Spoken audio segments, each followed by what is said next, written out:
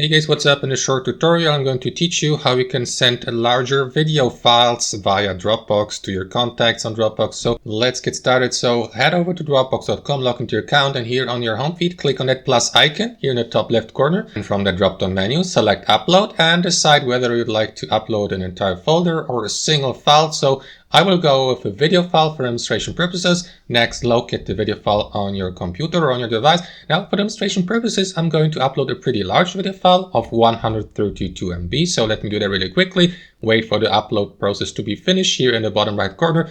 That may or may not take a while, of course, depending on the file size and also on your internet connection speed and latency. So once the upload process has been finished, make sure that you have enough space in your storage, of course, here on Dropbox. And what you want to do, guys, is you will see the uploaded video file here under all files on your home feed, for instance, or for instance, in a folder if you have created a folder previously. So what you want to do is right click on the given video file and select share. Now you will have two different options, guys. You can either enter the recipient's email address here or the name so that the given contact may get access to the uploaded file through their own Dropbox account. So that's one option. And the second option would be to simply make your file, your video file, available to a wider audience by sharing the file through a shareable link. You can do that by clicking on create a link here, wait for Dropbox to finish creating the link, and after that you can simply copy that link and share it with your contacts or with people in general online, for example via emails, direct messaging services, or social media posts.